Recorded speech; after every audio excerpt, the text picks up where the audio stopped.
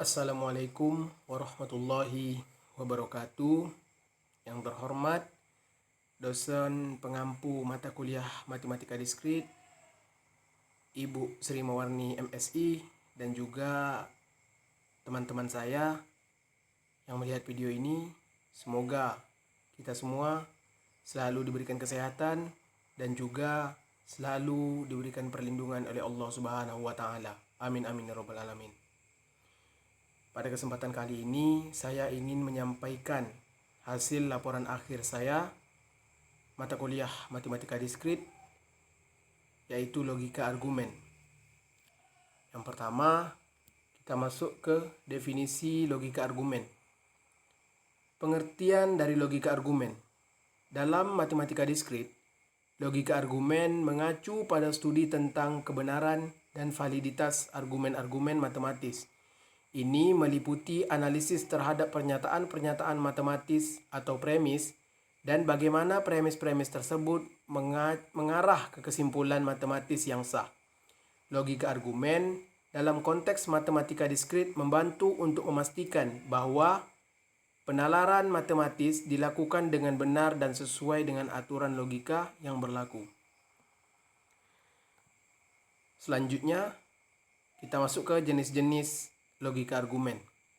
Yang pertama, logika proporsional atau boolean.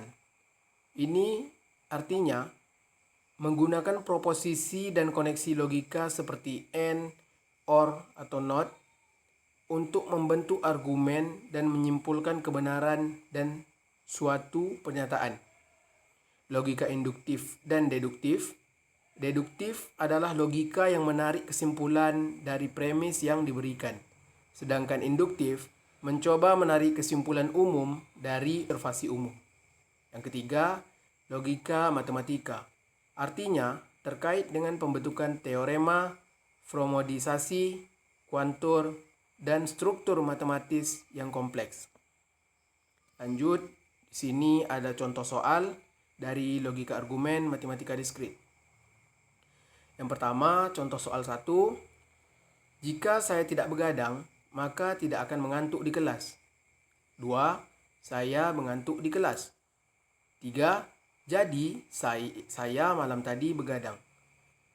Pertanyaannya, apakah argumen di atas valid? Jawabannya, premis 1. Jika saya tidak begadang, maka tidak akan mengantuk di kelas. Bisa kita simbolkan P maka Q. Premis 2 menyatakan, saya mengantuk di kelas.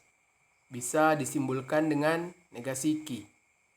Kesimpulan, saya malam tadi begadang. Disimbolkan dengan negasi P. Dalam logika proporsional, kita dapat menyimpulkan bahwa jika premis 1, P maka Q benar dan premis 2, negasi Q benar, maka kesimpulan negasi P juga harus benar. Oleh karena itu, argumen ini valid karena kesimpulan mengikuti secara logis dari premis-premis yang diberikan. Lanjut kita ke soal yang kedua. 1.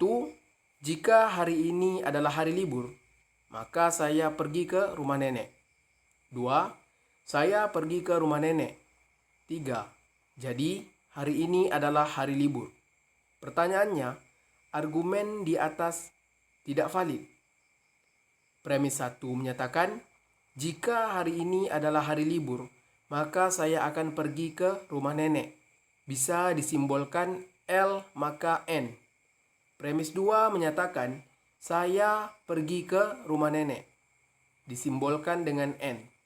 Kesimpulan, hari ini adalah hari libur. Disimbolkan dengan L. Premis 1 menyatakan bahwa keberadaan hari libur mengakibatkan saya pergi ke rumah nenek.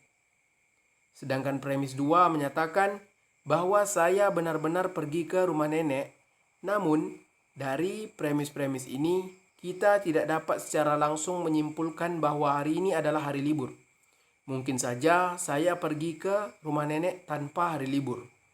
Misalnya, pada hari libur, tapi saya memilih untuk tetap di rumah. Oleh karena itu, argumen ini tidak valid dalam logika matematika diskrit karena kesimpulan tidak dapat dipastikan dari premis-premis yang diberikan. Baik, mungkin hanya ini yang dapat saya sampaikan. Saya mohon maaf apabila ada kesalahan dan kekurangan dari penyampaian yang saya berikan.